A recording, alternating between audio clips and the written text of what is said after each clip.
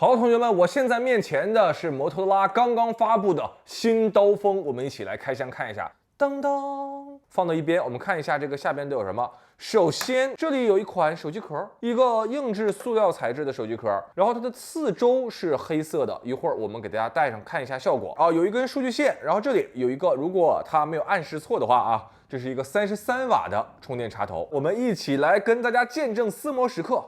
哎，1、2、3，当当！和上一代的这个 Razer 刀锋有了一些变化，整个手机变得更宽了。然后下半部分是一个磨砂玻璃质感，上半部分则是光面玻璃质感。现在先给大家看一下这个屏幕的折痕。现在这款手机还没有经过弯折啊，我们来给它进行人生的第一次弯折。它的铰链是可以任意角度悬停的。然后我给它戴上壳，大家看一下效果啊。内部有胶条，如果大家希望更稳固的固定呢，就把那个胶条撕开。我觉得戴上壳之后，它的质感和戴上壳之前是两种效果。戴上壳我觉得也挺好看的。使用了几天时间，今天的视频我们一起来聊一聊新刀锋 Moto Razr 2022。先来说外观，上一代刀锋被大家所津津乐道的就是还原了2004年刀锋 V3 发布时的经典设计，尤其是当年性感的下巴线条，堪称没啥用，但是好看到流泪的典范。而在这一代上，新刀锋放弃了复古元素，走起了自己的路，机身线条要更加硬朗、更加现代。侧面边框通过楔形设计缩窄视觉的厚度，后盖这一次从前代的光面玻璃变成了磨砂丝绸玻璃，抗指纹能力增加，中间依然是 Moto 经典 logo 一级传奇的刀锋名牌。展开之后，上半部分光面，下半部分磨砂的质感还是比较少见的。当我们翻开屏幕，设计同样大改，前代刘海在这一代被四边接近等宽的边框所取代。当然，实际上下巴还是要略宽一点啊，边框不能算很窄，但比上一代边框倒是窄了许多。视觉元素更加简单。使用几天，我的一个感受是，这款手机与其他竖向折叠屏相比，整体握持要更宽一些，因为它半块屏幕的比例正好是接近1:1，拿在手里就像是一个小正方形。它的宽度和 iPhone Pro Max 比较接近，我的手算是一个比较大的，那手机拿在手里完全没有问题。但如果是女生，手比较小，单手握持可能会握不住，这一点各部门需要注意一下。新刀锋展开时候的厚度只有7.62毫米，比 iPhone 还要薄，但是呢，这个厚度是屏幕和后盖之间的厚度。为了更好的保护屏幕，新刀锋它的边框要比屏幕高出一点点，所以如果当我们把手机合在一起，它的厚度达到了16.88毫米。这次开机键依然集成指纹识别按键，合盖的时候那可以快速解锁，翻开盖之后你需要稍微挪动一下拇指能够解锁。我觉得刀锋无论是线条、外观、颜色还是手感，目标用户应该都是偏向男性商务人群。说完外观，我们再说说第二部分，折叠屏保留曲目、铰链和折痕。Moto 在折痕控制上又进步了。几天使用下来，新刀锋在黑屏下折痕相当的浅，是目前我使用过的折叠屏手机里控制非常出色的选手。屏幕点亮的时候，折痕几乎不被感知，沉浸感更强了。我把目前手里几款折叠屏机型折痕统一展示一下，给大家看看效果。几款折叠屏黑屏显示效果对比，现在国产折叠屏对折痕的把控其实都已经很好了。三星因为技术路线的选择，所以并没有专注在消除折痕上。我也很好奇，这两种思路谁会在未来成为主流？大家现在看到的是亮屏下的显示对比，新刀锋的折痕依然控制得很出色。Razr 2022采用第3代新轨铰链，终于支持了多角度悬停，上一代是不能够角度悬停的。这个角度呢不行，这个角度快可以了，我感受一下啊，这个角度是可以悬停的，看到了吗？这之后就是可以任意角度悬停了。这一代它的这个铰链稳定性还是挺强的，可以，然后到夹角是锐角了，这个角度可以，这个角度可以，这个这不行了。多角度悬停自然就解锁了更好的自拍功能。当手机处于弯折状态的时候，拍照界面会分成上下两个界面，上半部分是预览框，下半部分是操作区，这个很常规。那用户可以使用前置镜头来自拍，自拍的时候挖孔镜头周围会有呼吸闪烁，提醒你看这里看这里。如果你想使用后置镜头进行画质更好的自拍，你可以打开外屏预览，就可以通过比如说举手啊或者微笑啊来实现远距离自拍。小细节，新刀锋可以设置拍照后立刻在外屏预览。你说远程拍照的时候，就不需要你走过去，然后再拿起手机看看这张照片啊，眨没眨眼啊，这个功能方便很多。这块外屏它其实很大，达到了2.7英寸，照片即使不裁切也可以清晰的显示。另外一个小细节，拍摄的时候你可以通过外屏去播放卡通动画，这应该是周末带娃出去玩，然后给娃拍照，小朋友经常不看镜头，对不对？那这个卡通动画就相当于设置了一个诱饵，引娃上钩。需要说明，由于支持多角度悬停，那新刀锋不能像前代或者20年前的 V3 一样，那屏幕啪一下直接弹开，实现炫酷的甩手操作。单手合盖的时候依然很帅，但是单手打开会有一些勉强，建议大家双手来进行操作。其实你只要上班头一天晚上在家充分练习，同样可以做到翻盖动作极致优雅。那第3个改变，屏幕这次内屏是一块6.7英寸的屏幕，与市面上的竖向折叠屏相比 ，Razer 要更接近我们日常使用手机的长宽比例。大家注意啊，三星折叠屏也是6.7寸屏幕，但是因为它是22:9的一个比例，视觉上会更长。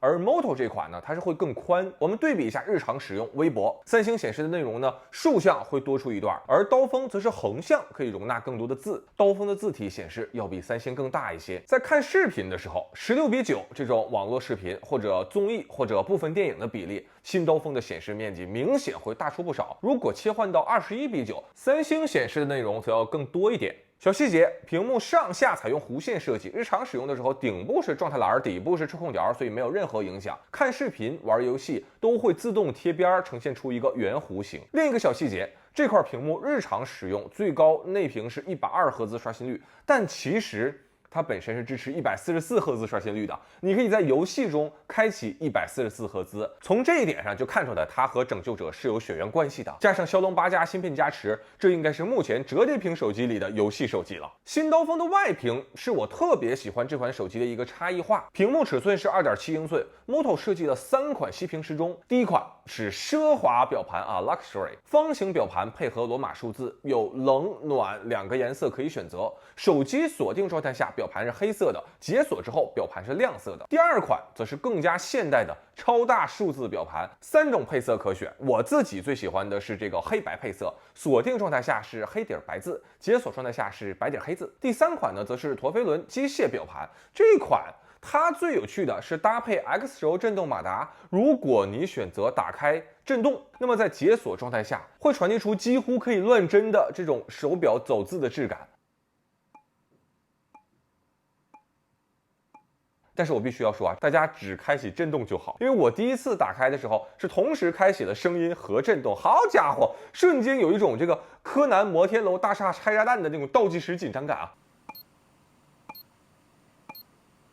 我当时我的脑海里都开始纠结，我说我是剪红线还是剪蓝线呢？这块小屏幕你可以理解为它是一个2.7英寸的小屏手机。向下滑动会呼出控制中心 mini 啊，可以调节5个快捷开关。向上滑呢，则是通知中心。向右滑是我们刚才提到的进入后置镜头自拍。设置小菜单丰富，而且操作更简单。向左滑则是呼出外屏应用列表，你可以自定义手机中的应用在外屏上使用。比如说时钟，你可以快速计时；日历可以快速查看日程。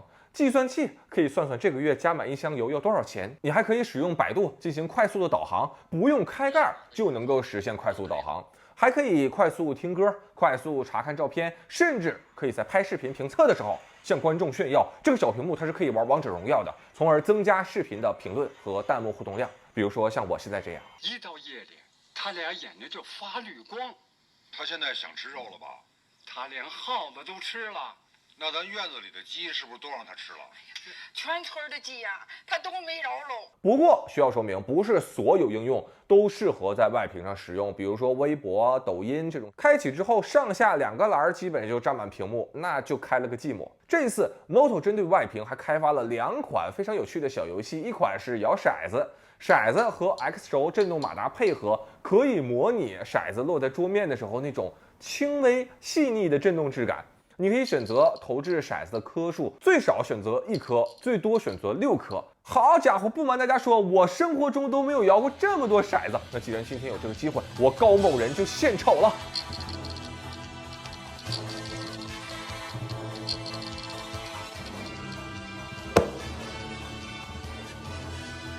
还有一款游戏叫做《太空跳跃》啊，非常简单的一个小游戏。但是你说王者荣耀这种玩多了，再回过头来玩这种小游戏，我发现也很耐玩。这几天为了给大家演示这个环节，没少练习呀。哦，哎呀，怎么还有个炮弹？我服了，这个游戏不按套路出牌啊！当我们再往右滑，进入卡片界面，你可以自定义需要的卡片，比如说日历、天气、运动健身。我使用新刀锋一个很深的感受，就是新刀锋它很像是内外两款手机结合在一起，内屏是传统手机的交互逻辑，而外屏则是简化但突出重点的一款交互设备。这块外屏足够大，因此无论是信息的显示还是手指的交互区域，都是竖向折叠屏里很突出的一个选手了。第4个部分，充电。新刀锋配备了一块和其他折叠屏差不多的3500毫安时电池，配备了一个差不多的33瓦充电，拥有一个差不多的充电速度，30分钟充电量48%，1个小时充电量78%。第5个部分，我们来聊聊软件。此前评测过几款 Moto 的手机，它们都更接近安卓原生。这一代新刀锋则加入了非常多的本土化功能。首先，你可以更自由地去定义系统的图标，定义系统的显示大小，定义字体的效果。其次，新增加了对小组件的支持，比如说时钟插件，平时呢是个时钟，但如果你改变尺寸，它就可以显示天气啊、空气质量以及剩余电量。天气小组件扩大之后呢，可以显示1周的天气或者24小时的天气。目前小组件的数量不多，但至少是个不错的开始。负一屏采用全新的卡片设计，包括支付的快捷方式、快速查看快递等等卡片信息。这次还增加了商务用户4件套，分别是实时字幕、联想扫描、全新隐私系统和一款名叫 Ready For 的软件。这款软件可以和你的 PC、电脑、平板打通，你只需要在你的电脑上安装上这个 Ready For， 这个去官网下载就可以了。手机桌面它首先会在这里有一个立即体验，我们立即体验，这个时候你的手机就会弹出一个通知，我们接收之后，它们两个就相连了。打开界面的时候，它默认是一个横版的界面，然后有一点点像 Windows 的那个逻辑，比如说在这里有应用托盘，我所安装的所有的应用都在这个界面当中呈现。随便打开看个新闻，大概就是这样一个效果。不过我现在使用啊，我觉得有一点点掉帧啊，可能是优化还需要，我怎么这不是？然后在这个桌面设置里，大家看它有3种不同的模式，比如说你可以选择桌面，而且你可以自己修改这个分辨率。我现在选的是1920×1200，你也可以选择镜像。或者是手机，我把选择的镜像给大家看一下，这个就更像多屏协同一点了。然后如果在这里我选择网络摄像头，调用你手机的摄像头，我给大家看一下，看到了吗？而且还有一个主体追踪，就是我当打开主体追踪之后，这个前置镜头会去追踪我的这个物体，有一点点像 iPadOS 那个前置镜头进行视频通话。在这里有移动数据共享，这就是可以传输文件，你有任何的文件可以拖拽到这儿，然后手机就能接收。和上一代刀锋相比，新 Razr 系统基本已经有模有样了，剩下就是需要在这个基础上优化细节了。以上就是我对于新刀锋的使用体验和反馈。这一次我使用最深的几个感受，首先系统的进化是最意外的。从一款接近安卓原生的系统，突然一下子该有的都有了，这个步子迈得不错。目前还不能称之为最好的安卓定制系统，但方向是清晰且正确的。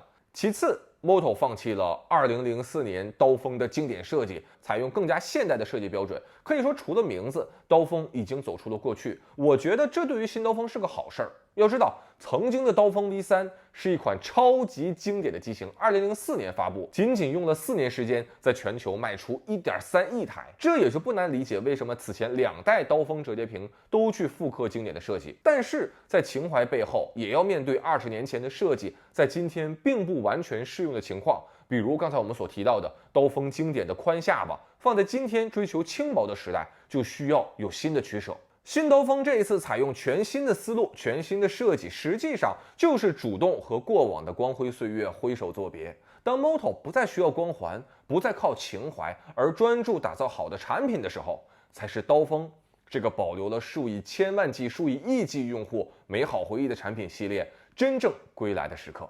好了，以上呢就是本期视频的全部内容，我是钟文泽，我们下个视频再见。